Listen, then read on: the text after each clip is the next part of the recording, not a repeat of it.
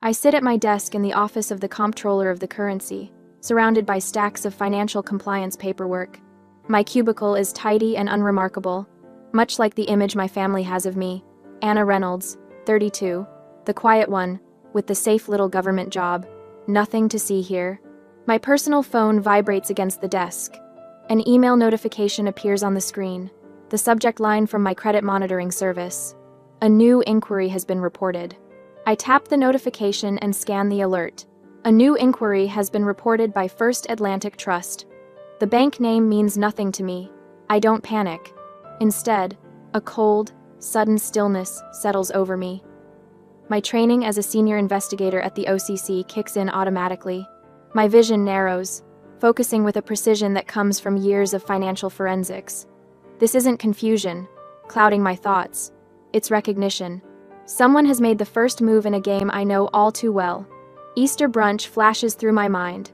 Just 2 weeks ago, my family gathered at my parents' Arlington home. The memory is sharp, precise. Caroline, my 5-year-old sister, strolled in late, as usual. She carried a handbag I knew cost more than my monthly mortgage payment, the designer label prominently displayed. She talked loudly about her private equity ventures and regaled everyone with stories of her weekend in Nantucket. The Hamilton portfolio doubled this quarter, she announced to my parents, who gazed at her with unmasked admiration.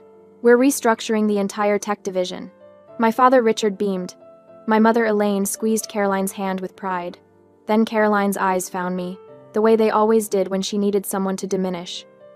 Still processing forms for the Treasury, Annie? Her voice dripped with false sweetness. You should really live a little. I'd smiled and said nothing. The role I'd perfected since childhood.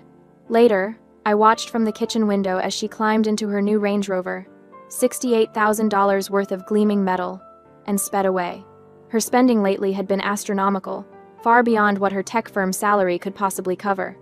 Now, staring at this credit alert, the pieces click into place. I slip my phone into my pocket and walk with measured steps to one of the soundproof meeting rooms. Once inside, I close the door and dial Caroline's number. She answers on the 4th ring. Annie? This is a surprise. I'm about to head into a meeting. Caroline, quick question. My voice is soft, gentle, the voice of little Annie, the safe one. I got a weird credit alert. Did you use my details for anything by mistake? Her laugh is bright, dismissive. You're paranoid, Annie. God, your job's making you suspicious of everyone. Must be boring. My heart rate remains perfectly steady. So, that's a no? Of course not. Her voice sharpens. Gotta run, big meeting. The line goes dead. I lower the phone slowly, looking at the blank screen. The mask of gentle Annie dissolves from my face. In its place settles the impassive expression of Investigator Reynolds, the one my colleagues at the OCC know, the one my family has never seen. I know, with absolute certainty, that Caroline lied. The average person might feel betrayal, shock, or rage. I feel none of these. There's only a cold, analytical clarity. My sister has made a critical error. She chose a target who specializes in financial crimes. I return to my cubicle, logging into my secure government terminal. With swift keystrokes, I access systems that few outside the Treasury even know exist. I pull up a new internal case file template and pause, my fingers hovering over the keyboard. This isn't just about a credit inquiry. This is about crossing a line that cannot be uncrossed. Once I type my name into this field, there's no going back. I type Reynolds, Anna, in the subject line. Then, quietly and professionally, I begin documenting the first evidence off the record. The credit alert, the timeline, the bank, the call to Caroline, and her response, word for word. I note the Easter brunch, the Range Rover, the recent spending patterns that exceed her income. As I work, the afternoon light fades outside my window. My colleagues pack up and leave. The office grows quiet, but I remain, methodical and focused. This isn't personal, not anymore. This is now case number OCCFR 23791. My family has always underestimated me. They've mistaken my quietness for weakness, my government job for a lack of ambition. They've never understood that being underestimated is its own kind of armor. Caroline will learn this lesson the hard way. I save the file and close the system. Tomorrow, I'll begin the real investigation. For now, I gather my things and walk to my old Subaru in the parking garage. As I drive home to my modest Alexandria apartment, I feel strangely calm. The quiet one with the safe little government job has just declared war, and my sister doesn't even know it yet. The next day, at work, I accessed my full credit file using my security clearance credentials at the OCC. The quiet hum of the office fades as I stare at my screen. It's worse than an inquiry. There, in stark digital clarity, sits a new trade line, a $90,000 personal loan from First Atlantic Trust, approved 3 days ago. My heart rate quickens for a fraction of a second before my training kicks in, steadying my pulse. Not possible, I whisper, my fingers already moving across the keyboard. I pull the digital application with a few keystrokes. All the information is mine, my name, my flawless credit score built over years of careful financial management, my social security number. But the signature. I zoom in, studying the looping attempt at my name. It's a forgery, and not even a good one. Caroline didn't even try to make it convincing. The loops are exaggerated, the slant all wrong. It's as if she considered the task beneath her full attention. The stated income catches my eye next, inflated by 6 figures beyond my actual government salary. I take a screenshot, saving it to a secure folder. I sit back in my chair, hands folded in my lap, the fluorescent lights buzzing overhead. The office continues its daily rhythm around me, phones ringing, keyboards clicking, low murmurs of conversation while my world has just tilted on its axis. Caroline has always been the star, the golden child.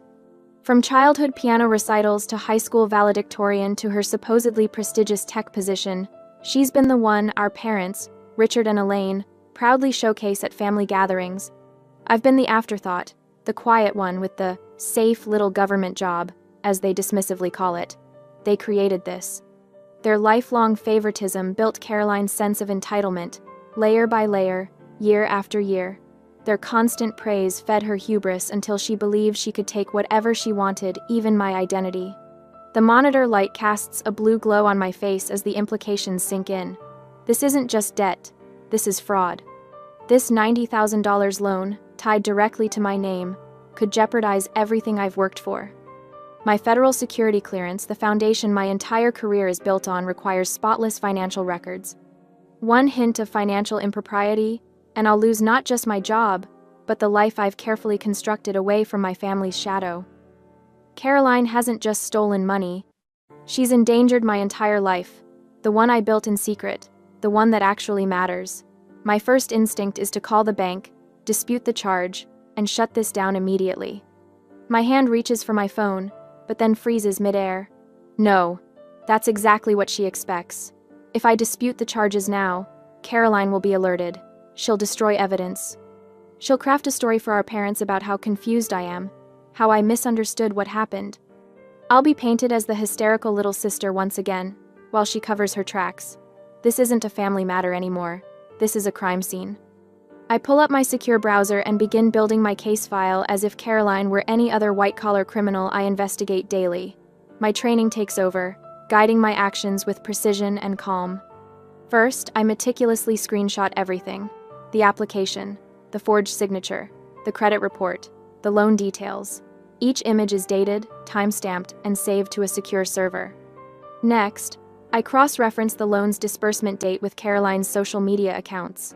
Her Instagram is a catalog of conspicuous consumption. A post from just 2 days ago catches my attention. A selfie in an expansive living room with floor-to-ceiling windows overlooking the city skyline. The caption reads, "Just picked up the keys. Penthouse life. Blessed." The timestamp is exactly 1 day after the loan funds would have cleared. I access public property records next. The new penthouse condo in her name was purchased 3 days ago. The down payment, $85,000. The remaining $5,000 would easily cover moving expenses, and that designer handbag she flaunted at Easter. I lean back in my chair, the pieces now arranged perfectly in my mind. I have the motive, her unsustainable lifestyle. I have the means, my stolen identity. I have the digital paper trail that connects everything. The trap is built. Now I just need the confession. I close the files and shut down my computer, moving with the same quiet efficiency I always have. To anyone watching, I'm just Anna Reynolds finishing her workday. Nothing unusual, nothing to see. As I walk to my car in the darkening parking garage, I feel strangely calm. Caroline has never understood the power of patience, of methodical planning. She's always been about instant gratification, impulsive decisions, and quick results. I turn the key in my old Subaru's ignition. I'm playing a longer game now. The quiet one with the safe little government job is hunting, and my sister has no idea she's the prey. 3 months have passed. I make no moves. The loan payments for the $90,000 debt appear on my monitoring alerts, each one just barely making the minimum due date. Caroline is cautious enough to avoid default, too smart to trigger immediate consequences, too arrogant to think there will ever be serious ones. I've been watching, waiting, documenting. My desk phone rings on a Tuesday afternoon. I recognize my mother's number instantly. Anna, darling. Elaine's voice carries that familiar warmth reserved for announcements, not conversations. We're having a family dinner at our place in Arlington this Friday. Caroline has some exciting news. I note the tone insistent, expectant. This isn't a request, it's a summons. What kind of news? I ask, keeping my voice neutral. She wants to tell everyone herself. You know how she is. A pause. You'll be there, of course. Not a question. Of course, I reply. After hanging up, I sit motionless at my desk, staring at the compliance reports waiting for my review. 3 months of silence, and now this. The timing isn't coincidental. Caroline has never been able to resist an audience for her triumphs, real or stolen. I know this is it. The arrogance, the need to flaunt. Friday evening, I park my old Subaru down the block from my parents' Arlington home, the same modest colonial where we grew up. Through the bay window, I can see Caroline's Range Rover dominating the driveway, gleaming under the porch lights. Beside it sits my father's sensible sedan, dwarfed by comparison. I check my phone before exiting the car. The recording app is updated, tested, ready. Virginia is a one-party consent state. I slip the device into my pocket and walk to the front door. Annie. My mother opens the door before I can knock, as if she's been watching for me. Her embrace smells of white wine and that expensive perfume my father gives her every Christmas. Everyone's already here. The dining room is arranged with a precision that speaks of hours of preparation. The good china, crystal glasses, linen napkins folded into perfect triangles. My father stands near the fireplace, nursing a scotch. Caroline holds court near the bay window, gesturing with a wine glass half empty already. Look who finally made it, Caroline says, her smile tight. The government must be running late today.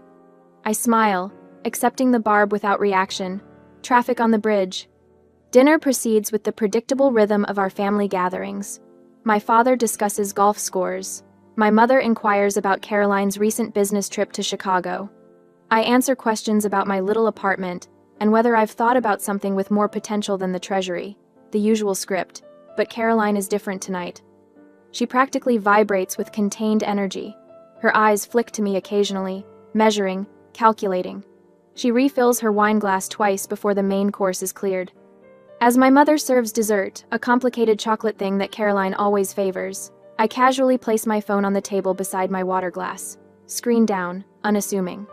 The red recording light invisible against the dark tablecloth. Caroline lifts her wine glass, tapping it lightly with her fork. The crystal rings, silencing my parents' small talk.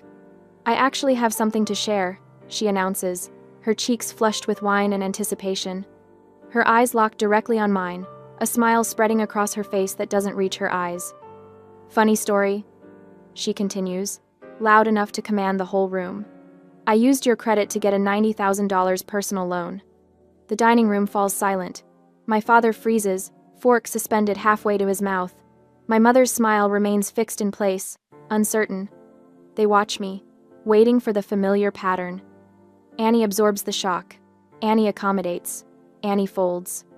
Caroline leans forward, emboldened by the silence. My score wasn't great, but yours? Flawless. You should thank me, I'm building your credit history. The moment stretches between us. I feel strangely calm, my pulse steady and even. I look at Caroline without blinking, without flinching. Why would you do that, Caroline? I ask, my voice quiet but clear. That's bank fraud. Caroline laughs, the sound brittle in the silent dining room. Oh, stop being so dramatic, Annie. It's just family. Fraudulently using someone's identity to obtain a loan is a federal crime. I continue in the same calm voice. It carries up to 30 years in prison and $1 million fine. Caroline's smile falters for a fraction of a second before she recovers. God, you're boring. It's just paperwork. Who's going to know? Who's going to care? The Office of the Comptroller of the Currency might care. The FBI might care. I take a small sip of water. Did you use the money for the down payment on the penthouse? A flash of uncertainty crosses her face. How did you? Just curious, I say. Because that would make it wire fraud too. They tend to run sentences consecutively. My father clears his throat, finally lowering his fork to his plate with a sharp clink. Now, Anna, I'm sure Caroline didn't mean any harm. She's just ambitious. Always has been. Richard, my mother warns softly. Caroline's face hardens. Don't worry, Daddy. Annie won't do anything. She never does. She turns back to me. You wouldn't want to explain to your little government friends why your sister needed to borrow your pristine credit, would you? All those awkward questions about family loyalty? Every word is logged, every timestamp noted. The confession is clean, arrogant, and undeniable. I check my watch. I should go. I have an early meeting tomorrow. You're leaving? My mother's voice rises slightly. We haven't even had coffee. Sorry. I stand, picking up my phone. Work. Caroline raises her glass in mock salute. The wheels of government never stop turning, right, Annie? I nod politely to my parents, ignore Caroline's barb, and walk out the front door. The night air feels clean after the charged atmosphere of the dining room. I get into my Subaru and drive not toward my Alexandria apartment, but directly to the OCC field office. The building is mostly empty at this hour, just the night security guard who knows me well enough not to question my presence. The fluorescent lights in my office flicker on with a faint hum. I log into my secure government computer with my credentials, pulling up the file I've been building for 3 months. I fill out the official conflict of interest notice with methodical precision. I attach the audio file from tonight's dinner. I add the forged loan documents, the credit report I've been tracking, and the penthouse purchase records I obtained through public records. I review everything once more, checking each attachment, verifying each statement. Then I transfer the entire evidence chain to my agency's joint task force. I hit submit, and watch as the case vanishes from my queue, escalating to a level I can no longer touch. The counterattack has begun. On Monday morning, I arrived at the OCC field office earlier than usual. The sealed manila envelope containing the evidence sits on my passenger seat like a silent bomb. I sign in at security, my badge glinting under the harsh fluorescent lights as I move through the building with practiced invisibility. My desk phone rings at precisely 8:32 a.m. Martha Green's assistant, her voice crisp and professional. Deputy Director Green would like to see you immediately, Miss Reynolds. The walk to Green's office feels longer today. 3 doors down, 2 security checkpoints, 1 final breath before I knock. Enter. Green calls from within. Martha Green sits behind her mahogany desk, back straight as a ruler. At 58, she commands the room without raising her voice above a conversational tone. Her silver-streaked hair is pulled into a severe bun, and reading glasses perch on the bridge of her nose. The physical evidence binder, my evidence, lies open before her. Reynolds, she says, gesturing to the chair across from her. Sit. I do, keeping my hands folded in my lap to prevent any unconscious fidgeting. My pulse remains steady. Green removes her glasses, setting them carefully beside the binder. I've reviewed your submission. Her eyes, sharp as a hawk's, assess me. Thorough work, clean chain of custody, irrefutable evidence. I nod once, my face a professional mask. Good work, Reynolds. This is clean. You're recused from this investigation effective immediately. The words hang in the air between us. Not a question, not a suggestion, a fact, delivered with the finality that comes from 27 years at the Treasury. Green closes the binder with a soft thump. The FBI and U.S. Attorney's Office have taken possession of the file. Standard protocol for family-involved cases. She leans forward slightly. Her expression shifts almost imperceptibly, the closest thing to softness I've ever seen from her. And Anna? You handled this by the book. I'm sorry it's your family. Something in her tone, not pity, but recognition. For a moment, I wonder if Martha Green has stood where I stand now. If she too once chose duty over blood. Thank you, ma'am, I say, my voice steady. Nothing more needs to be said. The federal machine I've served for years will now serve me. The case is out of my hands, as it should be. The recusal protects the integrity of the investigation. Protect me. I return to my cubicle and open my email. 37 new messages overnight, each demanding compliance reviews, documentation, verification, regulatory filings. I begin methodically working through them, my fingers moving across the keyboard with practiced efficiency. Lunchtime comes and goes. I eat a sandwich at my desk. I reviewed a suspicious activity report from a regional bank in Minnesota. I analyze transaction patterns from a credit union in West Virginia. I answer calls from field examiners in Florida and Oregon. I drive home in my old Subaru, the reliable engine humming as I merge onto the Alexandria streets. I am, once again, invisible. Just the quiet one with the safe government job. My phone buzzes at 7:43 p.m. My parents. I debate letting it go to voicemail, but habit wins. I answer. Anna? My mother's voice, brittle with forced cheer. You seemed upset at dinner on Friday night, honey. I wanted to check on you. I remained silent, waiting. You know how Caroline is, she continued, filling the silence. She's just ambitious. Always has been. She didn't mean anything by it. My father's voice cuts in, clearly on speaker. Your sister's doing important things, Annie. Those kinds of ventures require flexibility. Flexibility, the word they use when they mean bending rules, breaking laws. I have to go, I say, my voice flat. I have a meeting.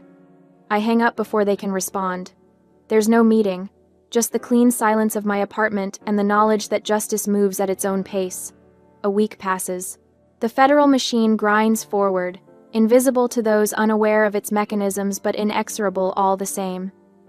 I continue my daily routine. The separation between Investigator Reynolds and Anna, the sister, remains absolute, until Thursday morning, when my phone vibrates with an incoming text. Caroline, the FBI just called me. What did you do? Call me now. I stare at the screen, feeling nothing. No satisfaction, no vindication. Just the calm certainty that systems are working as designed. I take a screenshot of the text and forward it to the U.S. Attorney's Office, as instructed in the recusal protocol. 3 minutes later, another text arrives. You'll ruin this family. Mom and Dad are devastated. You're a vindictive bitch. I screenshot this one too, send it to the same email address, then block her number. Evidence collection complete. Caroline's panic is merely another data point in the investigation.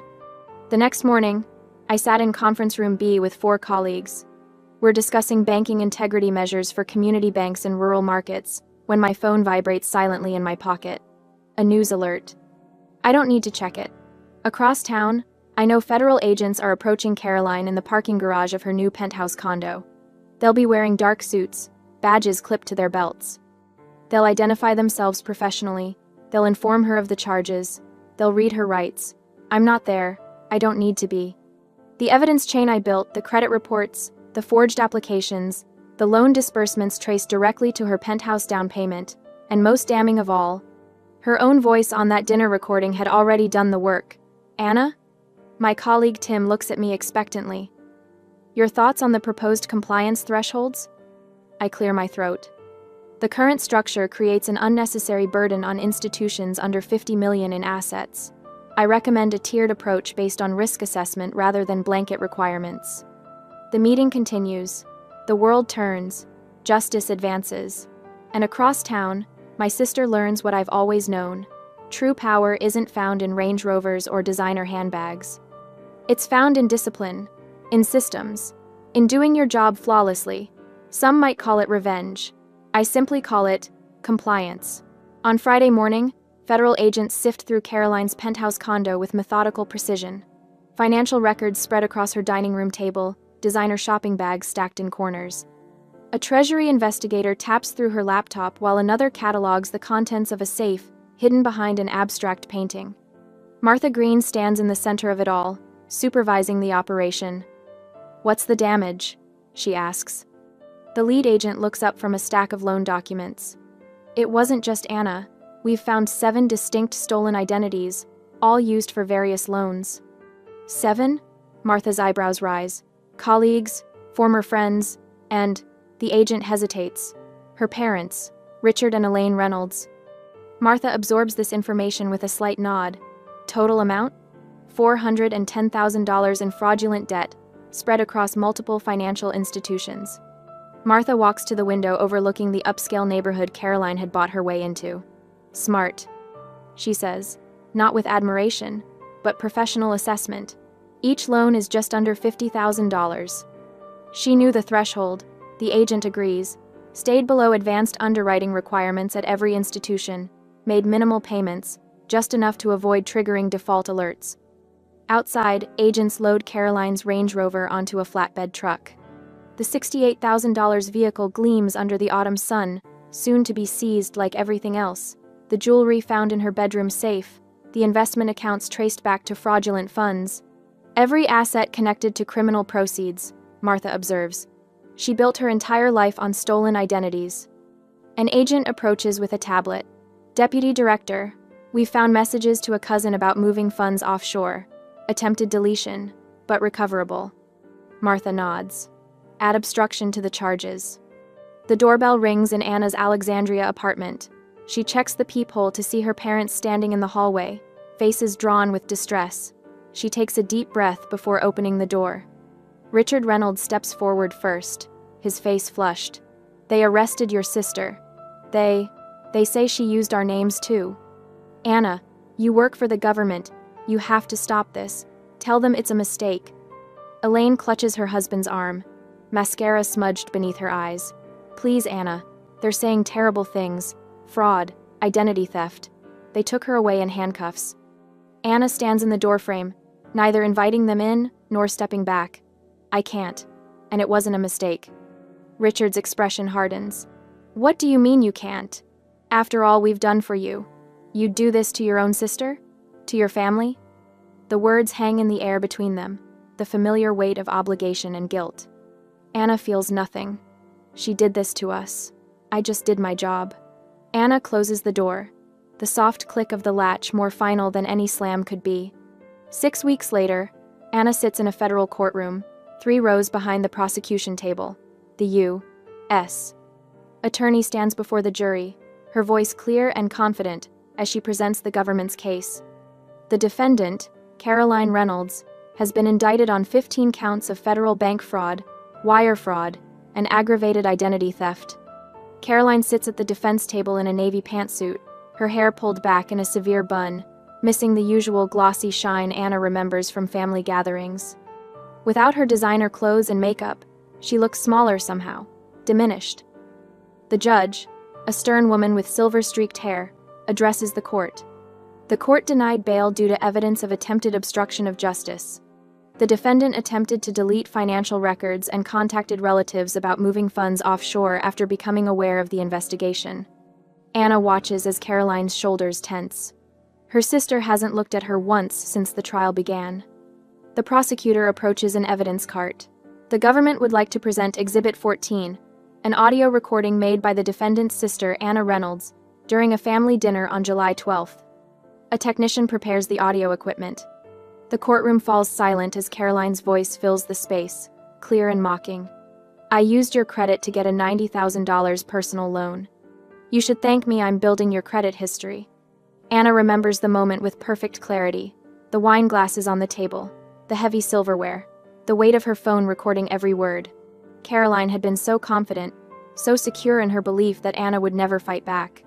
The prosecutor continues methodically through the evidence: the forged signatures on loan documents, the bank records showing transfers to Caroline's accounts, the seized assets purchased with stolen funds. The jury listens with increasing discomfort as the full picture of betrayal emerges. 4 hours. That's all it takes for the jury to return. The courtroom fills again for the verdict. On all 15 counts, we find the defendant guilty. Caroline's face crumples for the first time, reality crashing through her carefully constructed facade. At the sentencing hearing 2 weeks later, the prosecutor stands before the judge. Your Honor, the government requests the court consider several aggravating factors. The defendant exploited family trust. engaged in deliberate concealment of her actions, and has shown zero remorse throughout these proceedings. The judge reviews the sentencing memorandum, then looks directly at Caroline. The court sentences you to 9 years in federal prison, followed by 5 years of supervised release. You will pay full restitution of $410,000 to the victims. Furthermore, you are banned from employment in any financial institution for a period of 10 years following release. The gavel falls, the sound echoing through the courtroom. Anna watches as federal marshals approach to take Caroline away. Her sister finally looks at her, eyes wide with disbelief, as if still expecting Anna to intervene, to save her, the sister she had underestimated for 32 years. As the marshals lead Caroline out, Anna remains seated, her expression unchanged. The power Caroline once wielded through charisma and arrogance dissolves in the face of federal law, systematic, impersonal, and final. Not revenge, Anna thinks. Justice. I sit at my desk in the OCC, processing the same compliance forms I've handled for years. But the world around me has shifted. 2 months after Caroline's sentencing, my safe little government job has taken on new meaning. My office phone rings. It's my mother. Anna, we need your help with those credit bureau forms. Elaine's voice wavers between contrition and embarrassment. Your father tried, but... I'll stop by tonight, I say, voice neutral. Have the account numbers ready? Later, at their Arlington home, I spread the fraud alert forms across their dining table, the same table where, on that Friday night, Caroline had proudly confessed to stealing my identity. The same polished cherry wood where she'd raised her wine glass in a mock toast to her cleverness. I work methodically, explaining each section with detached professionalism. The trade lines will be removed in 45 to 60 days. I tell them, pointing to the relevant paragraph. The credit bureaus have confirmed. My mother nods, stealing glances at me when she thinks I'm not looking. My father stares at his hands. The emotional damage will linger in this house like a permanent stain, but the financial damage, all $410,000 of it, is now contained. My phone buzzes. A text from Martha Green. My office, 9 a.m. tomorrow. The following morning, I knocked on the deputy director's door precisely at 9. Martha gestures to the chair across from her desk. Reynolds. Her usual greeting, clipped and direct. She slides a folder toward me. Inside is an official letter with the OCC seal. Your handling of the Reynolds case was textbook, ethical, methodical. She taps the letter. Which is why you've been selected to lead our new National Anti-Fraud Task Force. I scan the document, absorbing the implications. Lead investigator, national scope. Interagency coordination. The Quiet One processing forms is now the running point on financial identity theft across the country. Martha says, the closest thing to a smile I've ever seen from her. Effective immediately. I nod. Once. Thank you, ma'am. A week later, I received an envelope from my parents' attorney. Inside are signature pages for their revised trust and estate plan. Caroline has been removed as executor and beneficiary. A no-contest clause has been added. I sign where indicated and mail the documents back without comment. That evening, I stopped by their house to drop off some tax paperwork they'd requested.